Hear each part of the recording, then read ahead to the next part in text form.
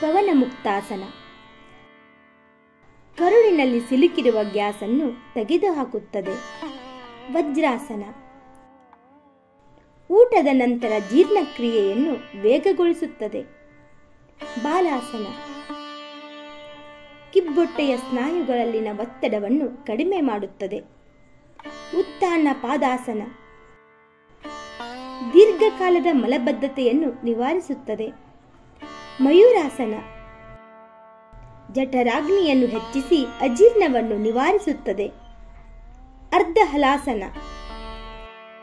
ದೊಡ್ಡ ಕರುಳಿನ ಶುದ್ಧೀಕರಣವನ್ನು ಸುಲಭಗೊಳಿಸುತ್ತದೆ.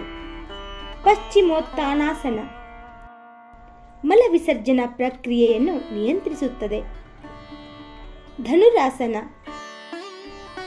ಜೀರ್ಣಾಂಗ ವ್ಯವಸ್ಥೆಯ ಚಟುವಟಿಕೆಯನ್ನು ಹೆಚ್ಚಿಸುತ್ತದೆ. ಭುಜಂಗಾಸನ. ಹೊಟ್ಟೆಯಲ್ಲಿ ಸಂಗ್ರಹವಾದ ಕಲ್ಮಶಗಳನ್ನು ತೆಗೆದುಹಾಕುತ್ತದೆ. ಸೂಕ್ತ ವಜ್ರಾಸನ. ಮಲ ವಿಸರ್ಜನಾ ವೇಗವನ್ನು ಸಮತೋಲನಗೊಳಿಸುತ್ತದೆ. ಚಿಕ್ಕ ಚೊಕ್ಕ ಮಾಹಿತಿಗಾಗಿ ನಮ್ಮ ಚಾನೆಲ್ ಸಬ್ಸ್ಕ್ರೈಬ್ ಮಾಡಿ.